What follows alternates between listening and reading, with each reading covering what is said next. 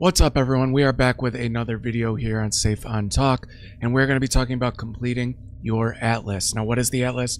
Well, once you finish the campaign, if you hold control and hit G, you're going to see this very intimidating at first atlas passive. And what this does is it's going to let you pick which content you see while you are running maps. So say you want to run ritual, you can do things that make rituals more common.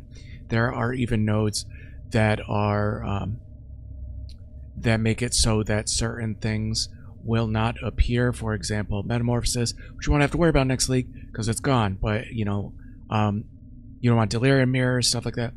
This video isn't about all the things that this can do. Just know you want as many points as possible. You do not start with all of these points to be able to go through the atlas and pick and choose what you want. So how do you get these points? Well, there are three main ways to get them. If you hover over down here, you can see I have 131 out of 132 possible points. You get them from atlas objectives. Those are the maps. That's mostly what we're going to be going over today. The Maven invitations, which are another boss kind of type where you do certain requirements to run an invitation, and then she spawns all the bosses. You fight them. You get a point for that. We'll be going over that in this video, but that's another way. And the Pinnacle Eldritch bosses, which is another way that we won't be going over. The main thing we're worried about is the main bulk of it, which is the atlas objectives. So to get these points, if you just hit normal G, you see the atlas, not the atlas passive tree, the atlas tree. Two completely different things. This shows you this is all filled in, but these spots will be empty until you complete the bonus objective of that map. So what is a bonus objective? Well, if you go here, if the map has a white icon, it has to be blue. So you can go in, get an orb of transmutation, right click, change that to blue. That means when you run this white map as a magic rarity, you are going to complete the bonus objective. Now you can tell what maps you have done and haven't done the bonus objective, or have even beaten, by holding Alt on the map. You will see this as complete because I did all of them, but it will be red and it will say incomplete. The bonus objective is the rarity thing, so if I ran this just completely white, I do not get the bonus objective and I do not get the point. If the maps are higher tier and they have a yellow icon, they have to be rare. You can use an orb of alchemy to make them rare, and then you complete this map, you will get the bonus objective point. Red have to be both rare and they have to be corrupted. So you can use an orb of alchemy and then you can corrupt it with a Val orb. Now be careful because once you corrupt it, you cannot change anything about this. So watch the mods. If they brick your build, you're better off just holding on to them, or just for another build that can do it, or just selling them. You can list these, and then other people that need to complete the map will buy and trade for these if they, are having a hard time finding one that is rare, corrupted, that they can do, and maybe because your build can't do it, someone else's build can do it. So that's always an option. So just know to get the bonus objective for the red tier of maps with the red icon, you have to rare and corrupt them, but be careful which maps you run. On a side note, when you're getting some of these, these rare kind of affixes on these maps, if you aren't 100% sure if your build can run it, or it can run it, but certain things will make it harder, I find a lot of the time that I think, I don't think this build can do this map very well, and then I just rip through it anyways. So don't be afraid to at least give it a shot on certain affixes that you are not 100% confident in, because you never know. Sometimes it sounds awful, but then it ends up not even really mattering that much. While you're running and before you do things, if you have any chisels, before they have any magic on them, any magic or rare, or before you upgrade them, it's always good to chisel them because they will get 5% quality for each chisel when they are just normal white. Whereas if it was rare, it will only get 1%. See, it's only going up 1%. So it's always best to chisel your maps when they are white if you have chisels and you are going to chisel them. To complete a map and get the atlas bonus objective, you have to you have to delete the boss of the map. You have to kill the map boss, and that is how you get the point, and the point will pop up and it will look like this. See, it'll say 1 atlas passive skill point available. Now, once you start getting these passive points, what you want to put them into, and ignore most of the stuff of this tree. This is not the tree you want to start with. This was for another video that I did, and I do not have enough orbs of unmaking to respec everything. But what you want to do to start completing your atlas once you get to maps is you want to go right up here through the middle. 2% chance for one monster in each of your maps drop an additional connected map. We'll go over that in a second. Work your way up through here, then go up this direction, connect to this point. This is some more Kirac missions. We'll go over what Kirac missions are in a second. Go up here, go right here, and just get to this node as fast as possible, the Wandering Path. What this is going to do, it's going to shut off all of the big notables right here, but you don't want to worry about those in the beginning. You mostly want to focus on getting as many maps as possible to get as many points as you can. Trust me, it's better just to get knock a bunch of these points out of the way so you can start going into other things you want to do, whether it's ritual, whether it's harvest, whether it's the new ultimatum passive nodes that are going to be here that will replace all of the metamorph stuff. So there'll be an ultimatum thing right here that you can eventually get to, but the singularity is going to double the value of all of these.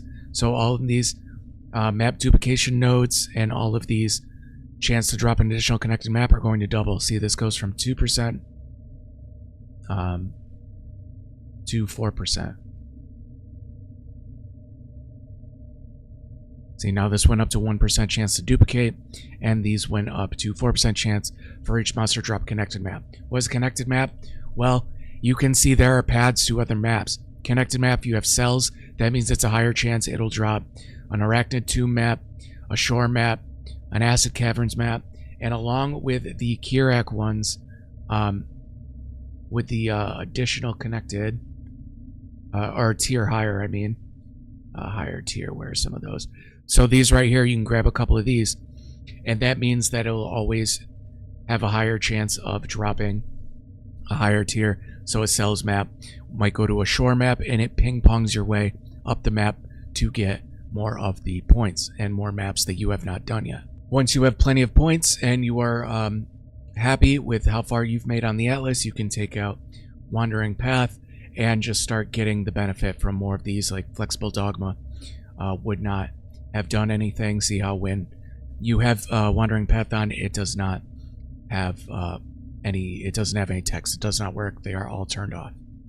Now once you know, you start kind of having to scrounge for maps and you have, you know, some empty spaces here that can be really annoying.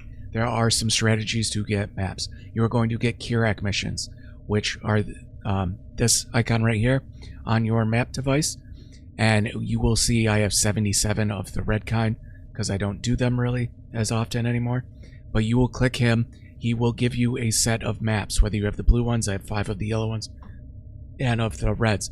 And you can just hold Alt and you can look and see what ones you've completed or not. Again, I've completed all of them, but you can see which one he offers that will give you completion. And these are, so say if you're on the red one, remember these have to be rare and corrupted.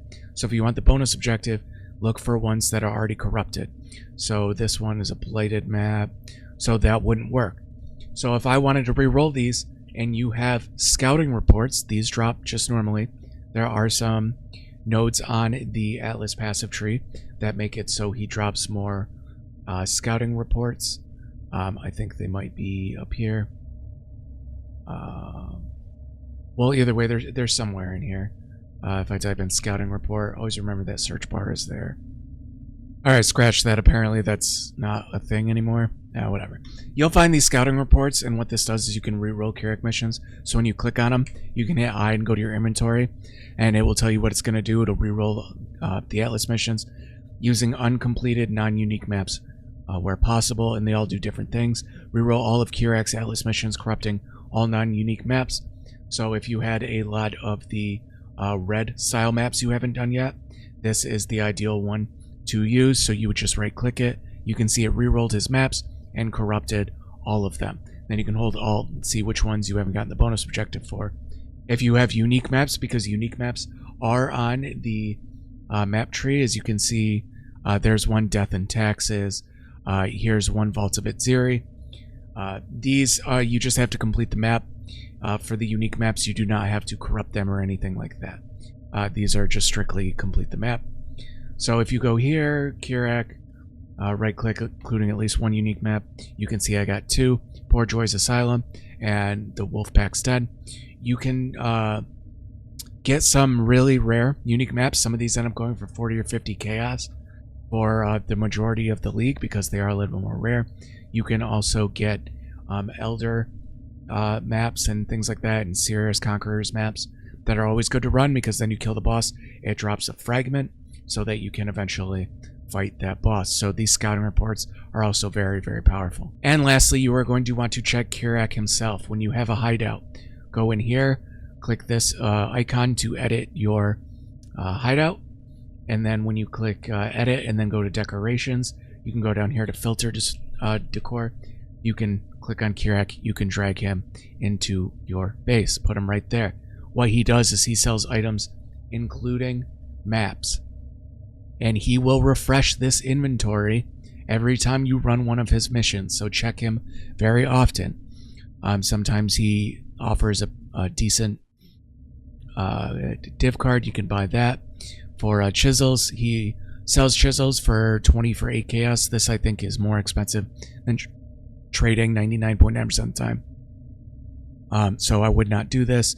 These Surveyor's Compasses are for another video in Orbs of Unmaking, which will let you respec one of your Atlas passive points. So you can just go in here, scroll through, hold Alt, and look for ones that you have not done. He does most of the time, I feel, prioritize offering you at least a couple of ones you have not done. It could be completely random, but as far as my feel towards it goes, it seems like he kind of gives more leeway to things you have not done. But again, these reset after you've run one of his missions. That is the basic gist of a strategy to get the Atlas passives as quickly as possible. So that is my kind of rundown of what you should do once you start mapping to start getting more Atlas points. The more Atlas points you get, the more you can start getting more of the content you find enjoyable. That is the whole freaking key of Path of Exile. There's so many mechanics, you will find a couple that you really enjoy, and then you can just make it so it shows up the vast majority of the time, so you can play it as often as possible and have some fun. Make sure you like this video and subscribe to the channel. It helps a ton. Not to mention, go follow on our Discord. The link is in description below. And get followed on Twitch at twitch.tv/safeontalk. Super excited for Affliction League. I can't wait. We are 2-3 days away, guys. Yeah, so, and we're going to be playing. We're going to be streaming a lot. Got a great community of people over there that are going to be playing. So please come over, hang out with us, and have some fun. But until next time, guys, thanks for checking it out.